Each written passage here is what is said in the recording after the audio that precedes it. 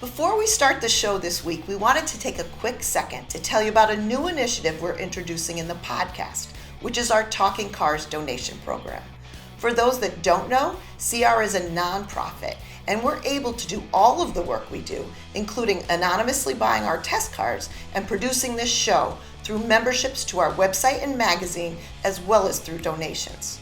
What the Talking Cars donation program will do is allow loyal Talking Cars fans to show support for the podcast, assist in supporting the costs of producing the podcast, as well as support all the work CR does to keep consumers safe.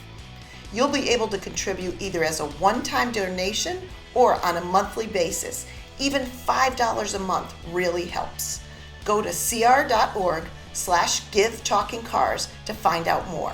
In any event, we'll keep delivering Talking Cars each and every week. Again, go to cr.org/givetalkingcars to find out more. Thanks for watching and enjoy the show. We discuss our first impressions of the all-new 2021 Kia K5 sedan. CR just purchased the all-electric Porsche Taycan, and we talk about how it compares to the Tesla Model S. Also, what do we mean when we say a car is fun to drive? Next on Talking Cars.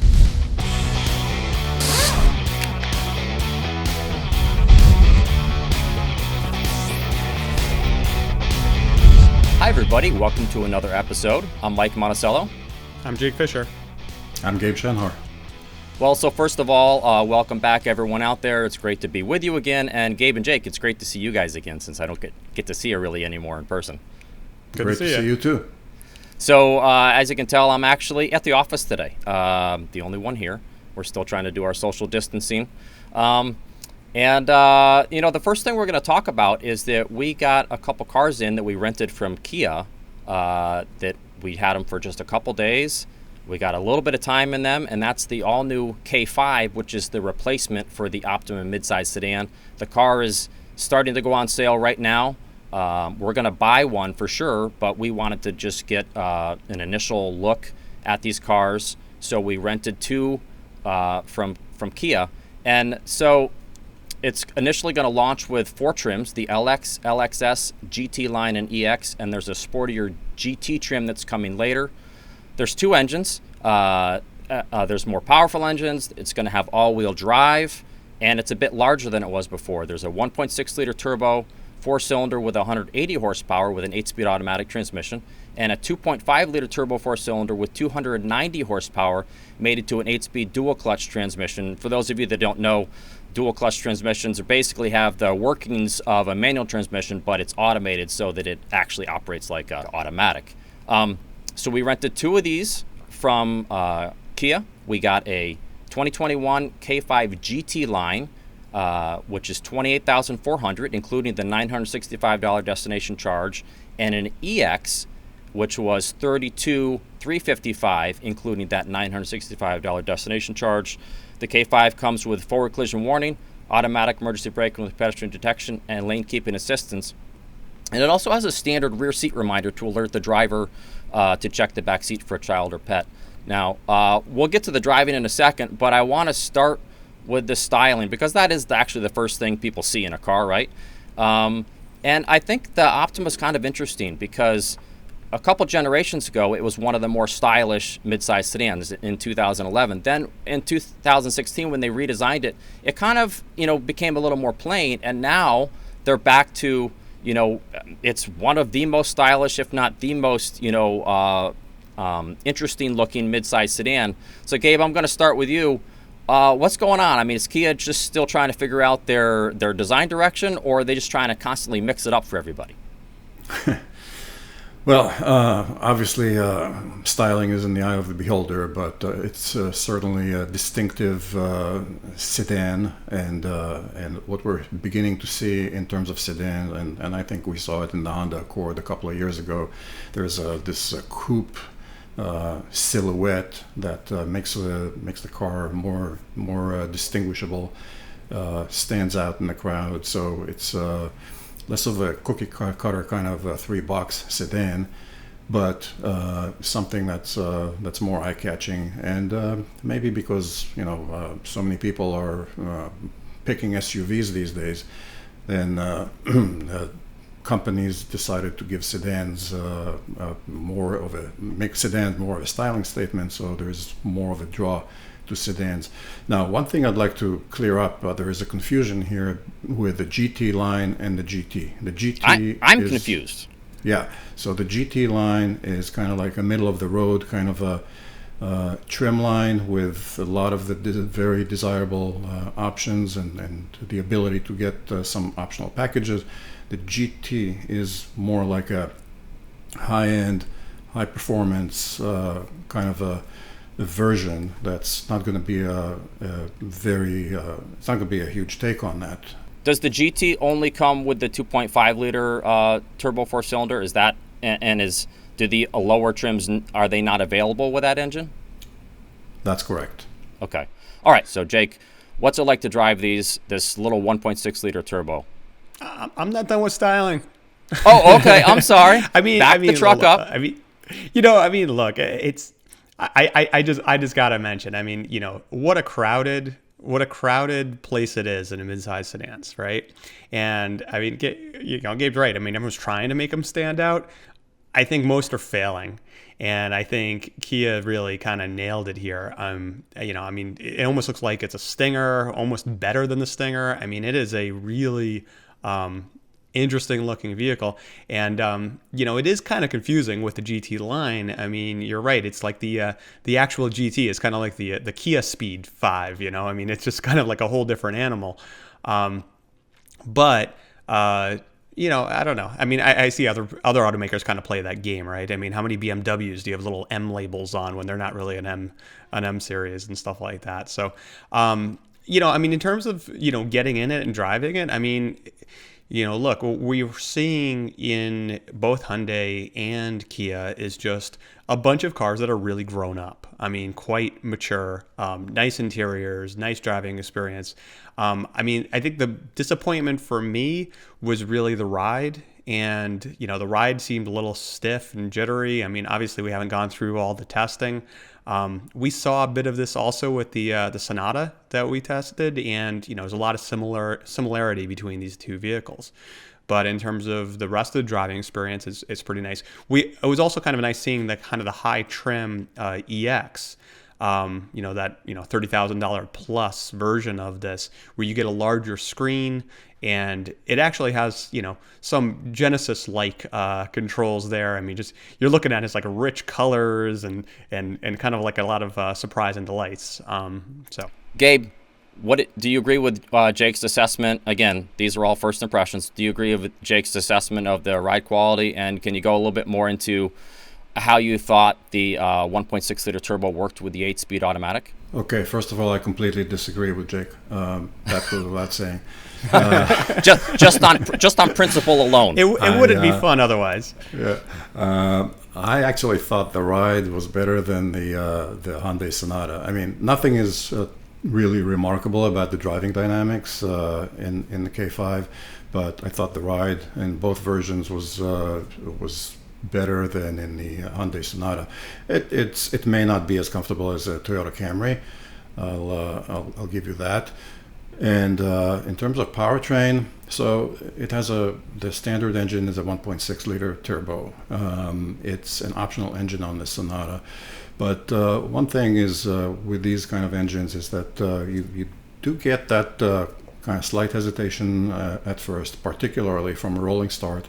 And then the driver tends to add more gas, and then the power comes on in a burst. And that's just less linear, less predictable of a power delivery that, some people are going to either be frustrated by that, or it'll be a learning curve to get used to that. Well, Gabe, I think you hit the nail right on the head. I noticed the exact same thing. It's funny that you don't notice it from a pure stop, like from a stoplight, but you notice it in those rolling stop situations. It also was, I thought, a little loud in those initial acceleration times. A little, some vibrations through the gas pedal, but I thought it had really good power. And I also thought once you were up at speed, say on a back road, and you were kind of getting with it a little bit, I thought the engine actually sounded pretty good in those settings. What did you guys think about seats, driving position, that kind of thing? You know, Gabe, I'm going to complain about the center console because that's one of my pet peeves is a center console that intrudes with the right knee, and that definitely has it to some extent here. Don't worry, I'll come back with a lumbar support. Okay. Jake, what did you think of the driving position, seat comfort? I know you're not a very picky seat person. I was pretty comfortable, I gotta say. One of the interesting things on the car was did you try the cell phone spot? I didn't. So you've got this really interesting thing where you open up the center cubby and there's like a little slot for it, which has wireless charging. I guess my concern is like, because there's a little flap on it, I'm just like waiting for like stuff to get caught in there and you have to kind of like fish it out. So I don't know. We'll see when we live with the car a little bit longer how that holds up. Right. Gabe, any issues with driving position or seat comfort or anything like that? Yeah, it's a pretty well sorted out driving position. The seat is pretty decent as long as you get the GT line with a power seat. You don't get a power seat with the LXS and the base car. And the power seat comes with two-way lumbar support, which makes it very comparable to any other family sedan out there. Yeah, about the controls, it's worth noting that the upper trim lines, EX and up, come with a larger screen, but then you also lose the very handy tuning knob. Yeah, so we actually, since we had a GT line and an EX, they had two different screens. Jake, did you prefer one? Did you prefer? I believe it was the GT line had the smaller screen, correct, and the EX had the bigger screen. Did you prefer one of them over the other? I mean, I think really we need some more, time spending with these to see if, that larger screen is giving you enough benefit to offset that. I keep on thinking about the memes like, why not both? Why can't I have a large screen and a tuning knob? You'd think you'd be able to figure out how to do that. Right.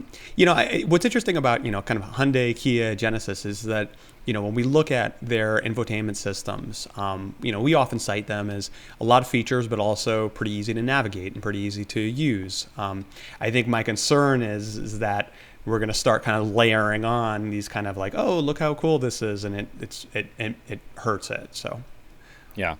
All right. So there will be a first drive up very soon on consumerreports.org. And, today we've got a double feature. We're going to talk about another car, first impressions, and we're going to switch to the 2020 Porsche Taycan. This is Porsche's all-electric sedan. This is kind of the first major challenger to take on the Tesla Model S. But I think before we talk about kind of the specifics of the car, the first thing is most people don't know how to pronounce the name, and it's Taycan. This name, I think, was leaving so many people confused. Porsche actually put out a video that where the announcer said several times, Taycan. So that's the first thing. So, a couple things about the Taycan 4S. Now keep in mind, this is a car we purchased. We're putting in break-in miles now. These are first impressions. It'll be going through our test program soon. It has 562 horsepower from two electric motors. It has all-wheel drive.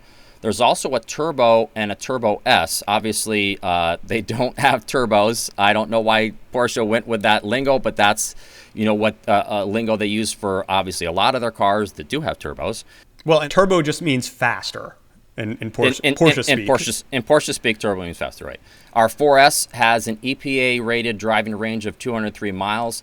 The Taycan 4S starts at $103,800. The Turbo starts at $150,900, and the Turbo S starts at $185,000. So this is not a cheap car. Our car had over $23,000 in options, including the Performance Battery Plus, the Premium Package, massaging seat with ventilation, and adaptive cruise control. Yes, $100,000 plus car didn't come with adaptive cruise control. Mike Quincy would throw a fit. He gets upset when a $40,000 car doesn't have adaptive cruise control. So total price of our test car with a $1,350 destination charge was $128,520. Which for us here at Consumer Reports, that's a darn expensive car. It's very rare we ever spend that anywhere near that much on a test car. I think you guys would agree. Comes standard with forward collision warning and automatic emergency braking with pedestrian detection. And we'll get more into this later, but it does Porsche includes 3 years of free 30-minute charging sessions on the Electrify American network of chargers. Jake, I know you took it on a trip, so you're going to have a lot to say about that. Gabe, why don't we start with you? What is this car like to drive? I mean, does it have that Tesla allure? Does that amazing speed and everything that, does it out Tesla? Tesla, I guess, is the main question. Well, I think the Taycan is it's an amazing car. There's no doubt about that. I mean, it looks gorgeous. It drives like a dream. The handling, the ride is remarkably comfortable. There is something. I mean, it's natural to compare it to a Tesla, and of course, and I think that there are in some aspects there are things that are a little more mature in Porsche in terms of craftsmanship and in terms of, for lack of a better term, automotive grade that make you feel like you really got the real deal here. But as far as electric cars go, the Tesla has it all over the Porsche. The charging is the intuitiveness of the app that comes with the car, the ability to view how the car is charging. You open the door in a Tesla and you see what's going on, how much charge there is, how much there's left to charge. So the Porsche, Stuttgart, will it be so hard to show me like some kind of a light bar on the dash so I can just look at it and see, how much, what's the state of charge of the battery? All the electric specific things about the car are not really there. And the app is the most unintuitive thing. Actually, you need two apps. You need the Porsche Connect app and you need the Charging America app. Every time you want to look at something in the app, you have to put in the PIN code. All right, so Jake, as Gabe said, the car drives really well. I mean, it's quick, it handles well, it has a surprisingly good ride for a car that handles as well as it does. But one of the big things, we have knocked Tesla for over the years is the controls, especially like, say, the Model 3 and the Model Y, where it's got everything in that center screen. Did Porsche do a better job than Tesla with the controls? I think a good way to think about it, and I think Gabe was kind of alluding to this, is that Tesla is a tech company that's happened to make cars. Porsche is a car company that's trying to make a tech car. And I think quickly you realize where they're excelling and where they're not. And, absolutely, this car feels very solid and well put together. The technology of it just seems like a different generation than what Tesla's doing. And they're trying to be backwards. A generation behind. I mean, they're not quite there with a lot of this stuff, but they're trying to be more like Tesla, and I don't think they're really doing it the right way. So, you get into a Tesla and, basically if you've ever used an iPad or some kind of a tablet, it's like, oh, this seems really familiar and this is laid out this way.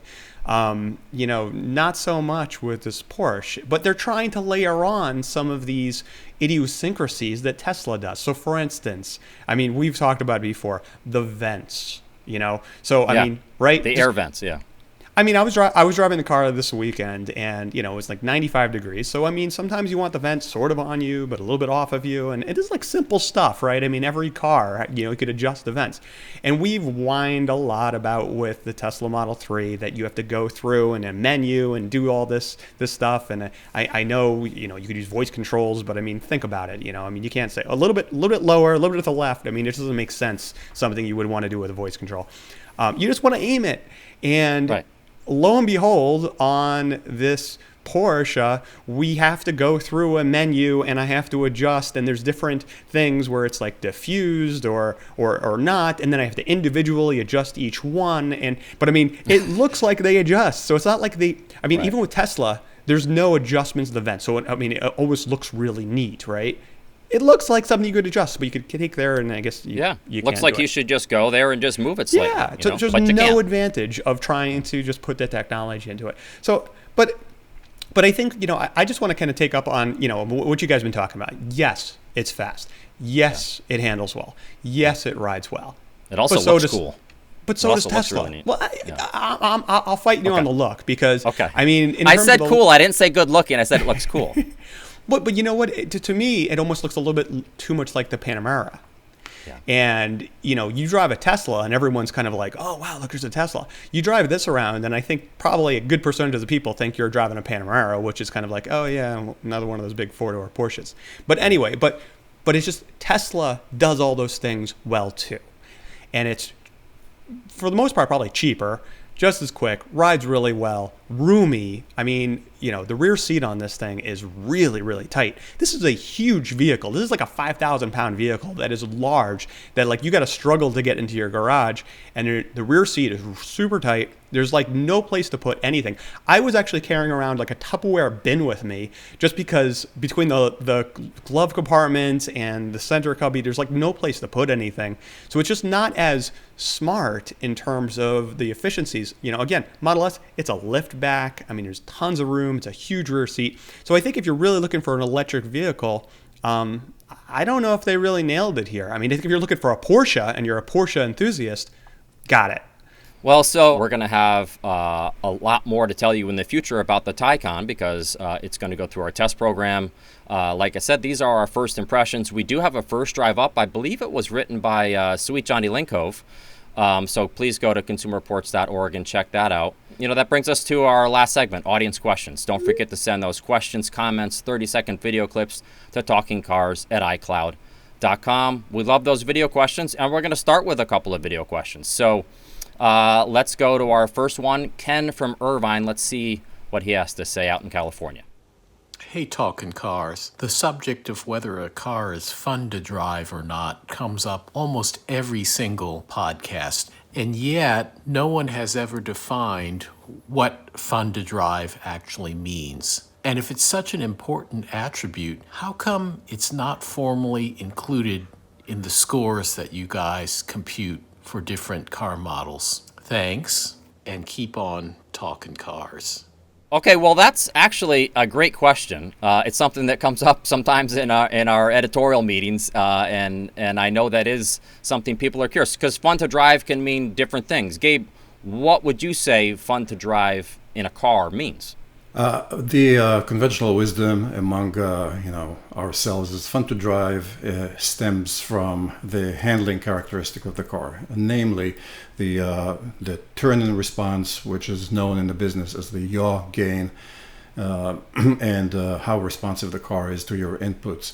Also, low body roll adds to that, and then other than handling, it's the torque, so it's throttle response, and then there is a sound component. If you have a nice, satisfying sound, exhaust sound, makes the car fun to drive as well. It's all about the immediacy of responses, and it's all kind of gels to be a very grin-inducing experience. Now, fun to drive can be, like you said, different things to different people. I mean, some people think that fun to drive is driving a Jeep Wrangler on the beach with the doors off.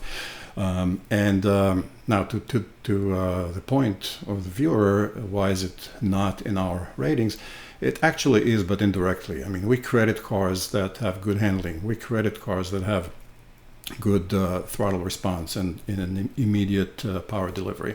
So it's kind of hidden, but it's there. Yeah, totally agree. I will say that I have an aunt who thinks her Toyota Prius is super fun to drive. So I mean that there is something to be said for it. It's different things to different people, but totally agree with you. It's all about the handling, the sound, the acceleration, all those things together. But I mean, if you get in a car, it's easy to say, yeah, that thing was super fun to drive. It's because of those aspects you talked about, Gabe. Let's move on to Levi from Texas. Let's see what's going on there today. Hi, Talking Cars. I live in Texas, where we have more winter days with temperatures above 65 than below 40 degrees, but I do like to go to the mountains about 10 days out of the year. I understand the importance of winter tires, but I wonder what to do with an extra set of wheels or tires the entire rest of the year. I would love it if there was a short-term option, like I could rent a set of winter tires for my front-wheel drive car or SUV for those weeks out of the year that I need them. Is there some other solution that I'm not thinking of? All right, Jake, I know you have a lot of experience with snow tires. Do you have any advice here for Levi? It's a tough situation. I've been in it. I mean, when I was I was living in Detroit, and I had my daily driver was my Toyota MR2, and I was in a apartment. So same deal. Like there was no place for me to put these tires, but I needed them.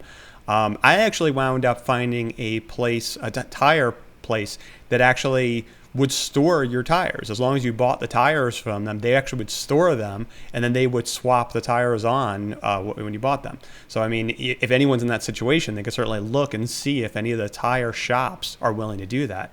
But, the issue here is if you're only doing it a couple of times a year, it's tough because, leaving them on, when you're in the warmth, I mean, they're not performing as well. So, you definitely want to have another set of wheels, and if you could find a shed or a friend's place to swap them on when you need it, that's going to be the better bet.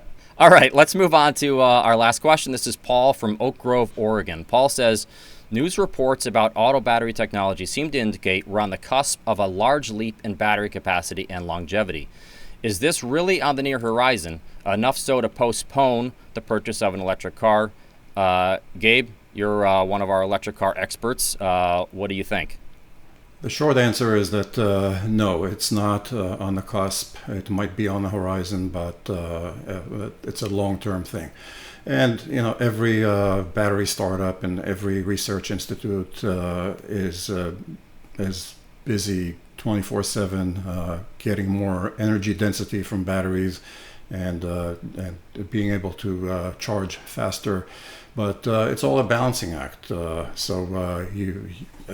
cost has come down quite a bit. If in 2010 we were at $1,200 per kilowatt hour of battery capacity, nowadays we're at $150 per 1 kilowatt hour of battery capacity.